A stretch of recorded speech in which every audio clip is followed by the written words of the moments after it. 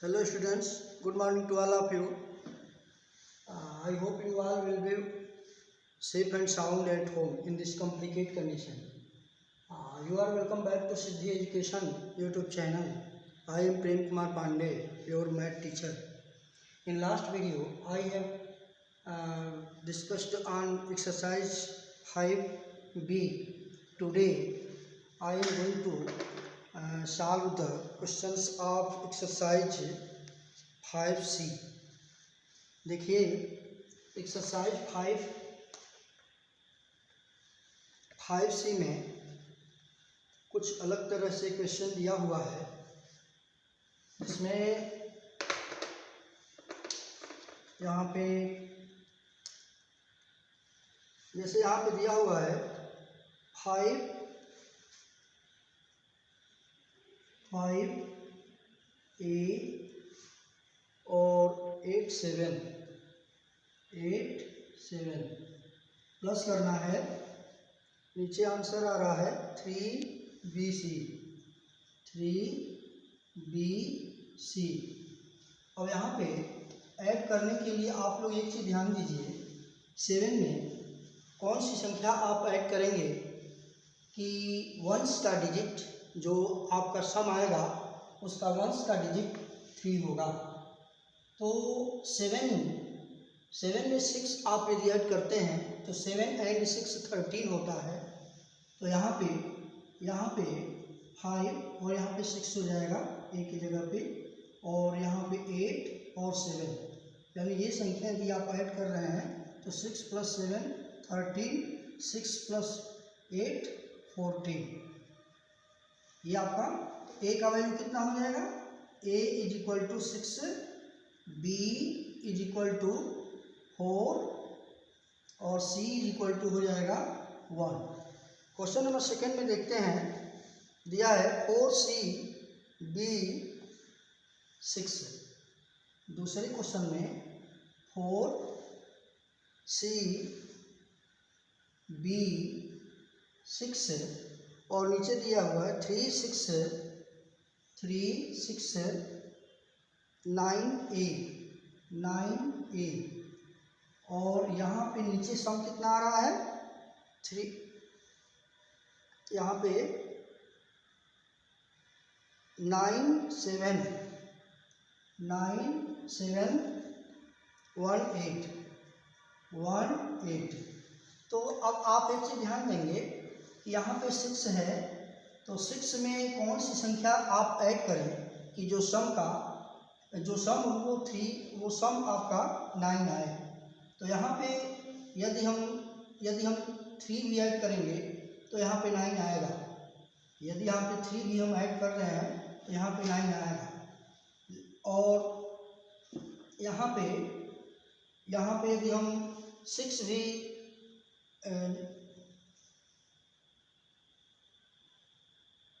यहाँ पे 3 ऐड कर रहे हैं तो 9 आ रहा है।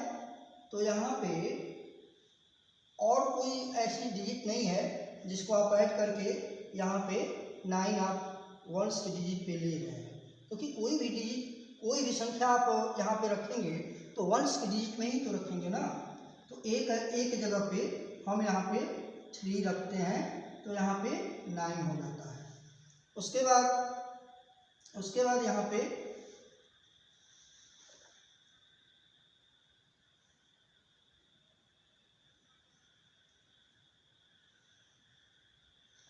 यहाँ पे 3 है, तो 6 में कौन सी संख्या यदि आप ऐड करें कि वंस का डिजिट यहाँ पे 3 आए, तो यहाँ पे 7 यदि आप ऐड करते हैं तो यहाँ पे 3 आपका आ जाता है। अब यहाँ पे एक कैरी बचा और 9 में 1 को ऐड कर रहे हैं तो 10 हो जाएगा, और 10 आ जा रहा है। तो 10 में कितना जोड़ेंगे कि वंस का डिजिट आपका 7 है तो 17 ही तो आएगा 10 की बात ना। तो यहाँ पे यदि हम 7 को ऐड कर दें, यहाँ पे 7 लिख दें तो 7 और 9 ऐड हो करके यहाँ पे 17 हो जाएगा। फिर यहाँ पे 7 हो जाएगा, ये कैरी आपका 1 और ये 7 हो जाएगा। और 7 में कौन सी ऐसी संख्या हम ऐड करते हैं कि यहाँ पे वंस का डिजिट वंस का डिजिट 1 आए तो 7 में 4 यदि हम ऐड करते हैं तो 11 आ जाएगा। 7 में यदि हम 4 ऐड करते हैं तो यहाँ पे 1 आ जाएगा। अब यहाँ पे 1 कैरी बचा, 5 और 3 8, यानी ये 4 है और 3 है, ये 8 हो गया। तो यानी ए का वैल्यू कितना हो गया, ए का वैल्यू हो जाएगा ए इज इक्वल टू 7, बी की जगह पे क्या लिखा गया है 7, और सी की जगह पे कितना आया है, सी की जगह पे आया है 4। ये आपका आंसर हो गया। नेक्स्ट क्वेश्चन में आप आ गया है।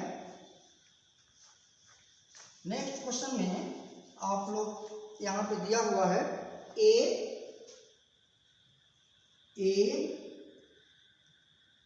तीनों ए है, ऐड करेंगे, नीचे दिया है ए और यहाँ पे बी।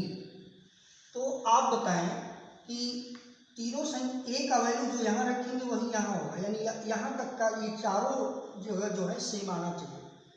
तो यदि यहाँ पे यदि हम 4 रख रहे हैं तो 4, 4, 8, 12, यहाँ पे 2 आ जाएगा। और ये भी है कि टेंस के डिजिट में आना चाहिए। तो टेंस के डिजिट में 4 से शुरू करेंगे तभी टेंस के डिजिट में आएगा। 3 के डिजिट 3 यदि रख रहे हैं तो यहाँ पे टेंस के डिजिट में नहीं आएगा। तो यहाँ पे यदि 5 रख रहे हैं तो 5, 5, 10, 5, 15, यानी 5, 5, 5, ये यदि ऐड कर रहे हैं तो यहाँ भी 5 आ गया और यहाँ पे 15 हो जाएगा। यानी ए का वैल्यू कितना हो जाएगा, ए इज इक्वल टू 5 और बी इज इक्वल टू 1। ये आपका क्वेश्चन हो गया। उसके बाद नेक्स्ट क्वेश्चन में दिया हुआ है, क्वेश्चन नंबर 4 है। यहाँ पे दिया हुआ है 6a और नीचे दिया हुआ है ab। तो अब यहाँ पे क्या आ रहा है 3, 7 आ रहा है। तो यहाँ पे अब इधर से देख लेंगे, क्योंकि यहाँ पे ए और बी दोनों जगह दिया हुआ है, कोई ना कोई एक डिजिट दिया होना चाहिए जिससे कि हम अगली संख्या को हम फाइंड कर सकें। तो यहाँ पे मान लीजिए कि यहाँ पे ए दिया हुआ है तो यहाँ भी जो संख्या यहाँ होगा वही संख्या यहाँ भी होगा। तो यहाँ पे मान लीजिए कि 3 आया है, और यदि यहाँ पे और यह भी है कि यहाँ पे जो भी संख्या यहाँ पे लिखी गई है इस संख्या से वो संख्या बड़ी होगी, क्योंकि 7 आ रहा है यहाँ पे। तो 7 आ रहा है, तो ऐसा है कि यहाँ पे यदि 7 यदि यहाँ पे लिख रहे हैं तो यहाँ पे 7 यदि 9 लिख रहे हैं तो 9 या 7 से छोटी ऐसी कोई संख्या नहीं है जिसको घटाने पर 7 आता है। यदि यहाँ पे यदि हम 7 रख रहे हैं तो यहाँ पे कौन सी संख्या रखेंगे कि यहाँ 7 आ जाएगा, या 0 रख सकते हैं। लेकिन यदि यहाँ पे हम 7 रख रहे हैं तो यहाँ पे 7 यहाँ पे इससे बड़ी हो जा रही है तो गलत हो जाएगा। तो इसलिए अब यहाँ पे जो है यहाँ पे कैरी लिया गया है और उसको घटाने पर यहाँ पे ए को घटाया गया है तो यहाँ पे 3 आया है। तो यदि यहाँ पे मान लीजिए कि 5 बचा कैरी लेने के बाद, तो 5 में से कौन सी संख्या घटाएंगे कि 3 आएगा, तो यहाँ पे 2 घटाएंगे। और यहाँ पे यदि हम 2 रख रहे हैं तो 2 यानी 12 हो, यहाँ से कैरी लेके 12 हो गया। तो 12 में से कितना घटाएंगे कि 7 हो जाए, तो 5 घटाएंगे तो 7 हो जाएगा। यानी 6, 2 और यहाँ भी 2 और यहाँ पे 5 यदि हम रख रहे हैं तो 12 में से 5 घटा 7 और 5 में से 2 घटा 3। तो ये a इज इक्वल टू ए का वैल्यू कितना आ गया 2 आ गया, और b का वैल्यू कितना आ गया, b का वैल्यू 5 आ गया। ऐसे ये क्वेश्चन है। क्वेश्चन नंबर 5 में हम देखते हैं। क्वेश्चन नंबर 5 में क्या कह रहा है, इसको आप लोग ध्यान देंगे। और क्वेश्चन नंबर 5 में है कि CB5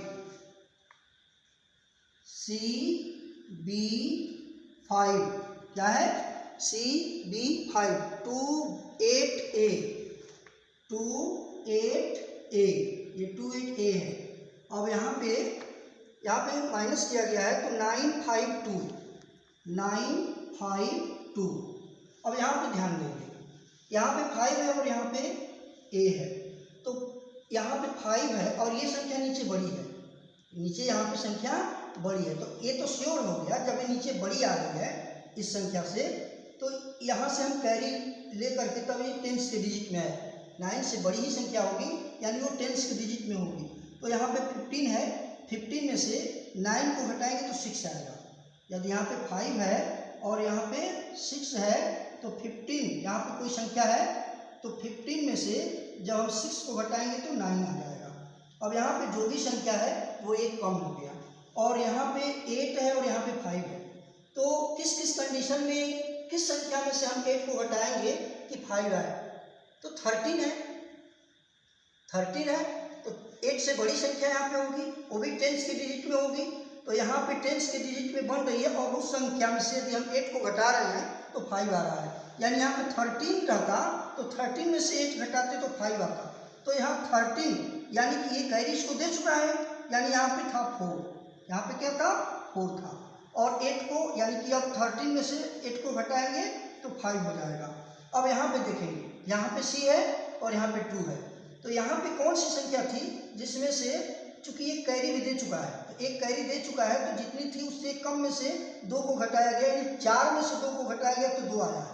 यानी यहाँ पे था 4, यहाँ पे था 5, तो 5 में से 2 को जब हम घटा रहे हैं तो यहाँ पे 2 आ गया। तो ये देखेंगे A का वैल्यू कितना आया, A = 6 हो गया, B = 4 हो गया, और C = कितना हो गया 5 हो गया। तो ये क्वेश्चन आपका क्वेश्चन नंबर 5 था। अब क्वेश्चन नंबर 6 में आते हैं हम। क्वेश्चन नंबर 6 दिया हुआ है A B और नीचे दिया हुआ है इंटू 3 दिया हुआ है, और अब इसमें CAB क्या आ रहा है इंटू करने पर, CAB ये प्रोडक्ट है, ये प्रोडक्ट CAB आ रहा है। तो अब एक चीज़ ध्यान दीजिएगा कि यहाँ भी B है और यहाँ भी B है, तो यहाँ पे कौन सी संख्या होगी कि 3 का उसमें इंटू करने पर वही संख्या है। तो 3 का टेबल आपको याद होगा, 3 1 जा, यदि यहाँ पे 1 होता तो यहाँ पे 3 1 जा 3, तो यहाँ पे ये संख्या तो आएगा नहीं, यानी यहाँ पे एक ही बस ऑप्शन है होने का, वहाँ पे 0 यदि होगा तभी 3 का इंटू करने पे 0 आएगा, यानी यहाँ भी 0 और यहाँ भी 0, यानी यहाँ पे 0 है और यहाँ पे 3 है तो यहाँ पे 0 आया। अच्छा, दूसरी चीज़, अब यहाँ पे जो संख्या है, यहाँ पे जो संख्या है वही यहाँ पे है, तो 3 का टेबल पढ़िए कि 3 का कितनी बार टेबल पढ़ने पर जो संख्या आएगी उसके वंश के डिजिट पे वही संख्या आएगी जितनी बार वो टेबल पढ़ी गई है। तो 3 4 जा 12, 4 बार पढ़ रहे हैं तो 2 आ रहा है, 5 बार पढ़ रहे हैं तो 5, यानी 5 टाइम्स पढ़ रहे हैं 5 आ रहा है, यानी यहाँ पे क्या है 5 है, तो 3 5 जा यहाँ पे 15 हो गया, 3 5 जा 15 हो गया, यानी यहाँ पे अब क्या आंसर आया, A का वैल्यू कितना आया, A का वैल्यू 5 आया, और B का वैल्यू कितना आया, B का वैल्यू 0 आया, और C का वैल्यू 1 आया। तो ये आपका इस तरह से ये क्वेश्चन नंबर 6 था। अब नेक्स्ट क्वेश्चन पे हम चलते हैं। नेक्स्ट क्वेश्चन में दिया हुआ है, यहाँ भी इंटू करने के लिए कह रहा है, ये दिया हुआ AB 7th है, AB इससे गुणा करना है, BA से गुणा करना है, BA से गुणा करना है। तो एक चीज तो क्लियर हो गया कि जो यहाँ होगी वो यहाँ होगा, जो यहाँ होगा वो यहाँ होगा, यानी जो ऊपर की संख्या है नीचे की संख्या वो उसका क्या है, उसका जो है वो रिप्लेसमेंट हुआ है डिजिट्स का। अब यहाँ पे आ क्या रहा है, ये B, और यहाँ पे C, और यहाँ पे क्या आ रहा है 1 + B। तो अब यहाँ पे हम देखते हैं कि यदि यहाँ पे कौन सी संख्या यहाँ पे होगी, क्योंकि इतना जो यहाँ दिया हुआ है वही यहाँ पे भी आएगा। तो अब यहाँ पे ये तीनों लाइन जो है अलग अलग दिया हुआ है, और यहाँ पे थोड़ा सा कॉम्प्लिकेट सा लगता है। तो अब आप यहाँ पे यदि यहाँ पे 1 रखें या यहाँ पे 1 रखें, यदि यहाँ पे हम 1 रख रहे हैं और यहाँ पे 3 रख रहे हैं, 3 1 जा 3 का 1 बार टेबल पड़ेगा तो 3 होगा। यदि यहाँ पे 1 यहाँ पे 3 रख रहे हैं, यहाँ पे 1 3 जा 3 1 3, तो यहाँ पे आप रखिए 1, B की जगह पे क्या रखेंगे, B की जगह पे 1 रखेंगे, और यहाँ पे 3 रखेंगे। तो यहाँ पे क्या आया, 3 1 जा 3। अब यहाँ पे देखेंगे, यहाँ पे इसका जो है, इसमें गुणा करने पर यदि आपने यहाँ पे 3 रखा है और यहाँ पे 1 हो गया, 3 1 जा 3, तो 3 1 जा 3, 3 3 जा 9, ये 9 हो गया। अच्छा, अब चूंकि 2 डिजिट्स के इंटू हैं तो अब यहाँ तो लिख दिया गया है, ये तो लास्ट प्रोडक्ट है, लेकिन अब इसका फिर मल्टीप्लाई करेंगे तो यहाँ पे क्या है, अब आप तो यहाँ पे क्लियर हो गया, b की जगह पे 1 और a की जगह पे 3, यानी यहाँ पे 1 हो गया। तो 1 1 जा 1, 1 3 जा 3, 3 0 4।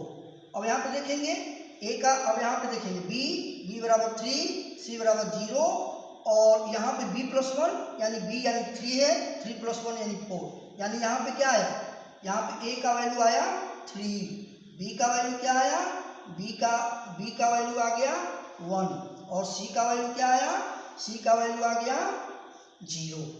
ये आपका क्वेश्चन हो गया। अब नेक्स्ट क्वेश्चन पे हम चलते हैं। नेक्स्ट क्वेश्चन क्या दिया हुआ है, क्वेश्चन नंबर 8 पे ध्यान दें आप लोग। क्वेश्चन नंबर 8 दिया हुआ है 5ab। क्वेश्चन नंबर 8 है 5ab, और इसमें डिवीजन किससे करना है, डिवीजन करना है 6 से। और यहाँ पे क्वोशेंट में क्या दिया हुआ है, क्वोशेंट में 9c दिया हुआ है, 9c दिया हुआ है। तो डिवाइडेड, डिवाइडेंड और क्वोशेंट और रिमाइंडर। रिमाइंडर में लास्ट में क्या दे रखा है, 0 है, रिमाइंडर में नथिंग, कुछ नहीं है, यानी 0 है। तो ये 5 का 9 टाइम्स जब हम टेबल पढ़ रहे हैं तो 5 9 या 54, 5 9 या 54। तो आप बताएं, यहाँ पे दी हुई संख्या 3b, यहाँ पे 3 और यहाँ पे b, 3b, और नीचे दिया हुआ है 3 6, और इसको काट के यहाँ पे 0, यानी कुछ नहीं आया है, यहाँ पे 0 बचा है, रिमाइंडर 0 बचा है। तो आप ही बताइए कि यहाँ पे a है और यहाँ पे 4 है, तो अब इसमें यहाँ पे कौन सी संख्या यहाँ पे प्लेस करें कि उसमें से 4 को घटाने पे 3 आए। तो 7 ही तो है ना, 7 में से 4 को यदि हम सब्ट्रैक्ट कर रहे हैं तो 3 आ रहा है। तो यहाँ पे एक जगह पे क्या हो जा रहा है, एक जगह पे 7, यानी ये यहाँ पे 5 7, यहाँ पे कितना हो जाएगा, यहाँ पे 9 टाइम्स 54 हो गया, कितना हो गया 54, 3 बचा। अब यहाँ पे b है और यहाँ पे c है, c भी फाइंड करना है, b भी फाइंड करना है, लेकिन नीचे जो दिया है 36 है। तो आप बताइए कि यहाँ पे क्या होगा, यहाँ पे 36 ही तो आना चाहिए। तो 6 बार टेबल पढ़ेंगे तो ये 36 हो जाएगा, यानी यहाँ पे भी 6 है, यहाँ पे भी 6 है। तो यानी a का वैल्यू कितना हो गया, a का वैल्यू हो गया, a का वैल्यू 7 हो गया, b का वैल्यू 6 हो गया, और c का वैल्यू भी 6 हो गया। तो ये क्वेश्चन आप लोग जो है इस तरह से हल करेंगे। और नेक्स्ट क्वेश्चन पे आते हैं। नेक्स्ट क्वेश्चन नंबर 9 क्या दे रखा है, 9 में दिया हुआ है find 2 numbers whose product is a 1 digit. ऐसे कौन सी 2 नंबर्स हैं जिनका आपस में मल्टीप्लाई करने पर जो प्रोडक्ट है वो 1 डिजिट में आता है, बट यदि उनको ऐड किया जाता है तो उनका जो सम है वो 2 डिजिट्स में आता है। तो ये तो आप सोचेंगे कि जो प्रोडक्ट है वो हमेशा जो है सम से ग्रेटर होता है, लेकिन कुछ ऐसे भी कंडीशन होते हैं जहाँ पे प्रोडक्ट उसके सम से लेस होते हैं। तो लेस कब होंगे, अब यहाँ पे देखेंगे। अब यहाँ पे आप कोई भी मान लीजिए कि यहाँ पे यदि 3 रख रहे हैं और यदि यहाँ पे 4 रख रहे हैं, या 2 या 3, 2 संख्या यदि मान लीजिए 2 3 आप रख रहे हैं, तो इस कंडीशन में तो जोड़ेंगे तभी, यदि ऐड कर रहे हैं तो भी 1 डिजिट और इंटू करें तभी 1 डिजिट। लेकिन इंटू करने पर 1 डिजिट और सम करने पर, ऐड करने पर उसका जो सम आएगा वो 2 डिजिट में आना चाहिए। यहाँ पे 3 और 4 7, यहाँ पे जो सम है वो 1s के डिजिट में आ रहा है, और इंटू करने पर 12 हो गया, इंटू करने पर 12 हो गया। तो आप बताएं कि यहाँ पे कौन सी संख्या हो सकती है। तो आप एक चीज़ ध्यान दीजिए, 1 का किसी भी संख्या का यदि एक बार टेबल पढ़ेंगे तो वो संख्या खुद प्राप्त होगी, लेकिन यदि उस संख्या को उसमें ऐड करें, सबसे छोटी जो 1 डिजिट की जो नेचुरल नंबर है वो 1 है, और 1 डिजिट की सबसे ग्रेटर नंबर है वो 9 है। तो यदि यहाँ पे 1 और 9 को यदि हम यूज करें तो 1 9 या 9, 1 9 या 9, तो वहाँ पे हो जाएगा लेट वन नंबर बी 1, और दूसरी क्या होगा, दूसरी संख्या हो जाएगा 9, क्योंकि एक में 9 से गुणा कर रहे हैं। 1 × 9 = 9, बट 1 + 9 = 10। 10 जो है, जो सम है, ऐड करने पर जो प्राप्त हो रहा है वो 2 डिजिट्स में है, लेकिन इंटू करने पर जो 1 × 9 आ रहा है वो 1 के डिजिट में है। तो इसका आंसर क्या होगा, सेकेंड नंबर। फर्स्ट नंबर तो 1 हो गया, और सेकेंड नंबर क्या हो जाएगा, सेकेंड नंबर = 9। यहाँ पे आप शो कर दीजिए, यहाँ पे P यानी प्रोडक्ट = 1 × 9 = 9। यहाँ पे लिख दीजिए इन 1 डिजिट, ये आप कितना में आया है, इन 1 डिजिट में आया है। और यहाँ पे सम करने पर क्या आ रहा है, तो 1 + 9 = 10, ये 2 डिजिट में आया है। अब क्वेश्चन नंबर नेक्स्ट पे आते हैं। क्वेश्चन नंबर नेक्स्ट पर ध्यान देंगे आप लोग। क्वेश्चन नंबर नेक्स्ट कह रहा है कि find three whole numbers which product and sum are equal, जिसके प्रोडक्ट और सम यानी आपस में उन तीनों नंबर को जब हम इंटू करेंगे तो जितना आएगा, तीनों को सम करने पर भी उतना ही आएगा। तो ये कंडीशन भी थोड़ा सा आप लोग सोचिए, दिमाग लगाइए।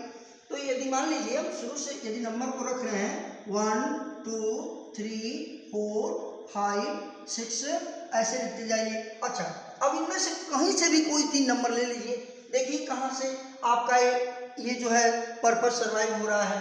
तो यदि हम यहाँ इन तीनों नंबर को यदि हम यहाँ पे उठा रहे हैं तो इसको ऐड करें, 1 + 2 + 3 = 6। अब यहाँ पे इंटू करिए, 1 × 2 × 3, 1 × 2 1 × 2, 1 2 = 2, 2 2 = 2, 3 = 6। यहाँ पे सम भी 6 और प्रोडक्ट भी 6 है। तो आपका ये नंबर हो जाएंगे 1 2 3, whose sum and product both are equal, I mean that is 6। अब देखेंगे, अब यहाँ पे जो अब नेक्स्ट क्वेश्चन है, इसको हम आप लोगों को नेक्स्ट वीडियो में आपको सॉल्व करेंगे। आप इसको इतना क्वेश्चन जो भी है इसको आप अपने फेयर की कॉपी पे सॉल्व कर लेंगे। और जो है यदि वीडियो आप लोगों को अच्छा लगे तो वीडियो को लाइक कर दीजिए, सब्सक्राइब करिए, और आप अपने और फ्रेंड्स में इसको शेयर भी कीजिए, ताकि आपके और भी जो फ्रेंड्स हैं इस चीज़ को जान सके, क्योंकि ज्ञान को बढ़ाने से बढ़ता है, लेकिन सीमित रखेंगे तो उसकी कोई वैल्यू नहीं रह जाएगी। इसलिए आप लोग इसको अधिक से अधिक लोगों तक शेयर करके उन तक पहुंचाने का प्रयास करें। Thanks, have a nice day.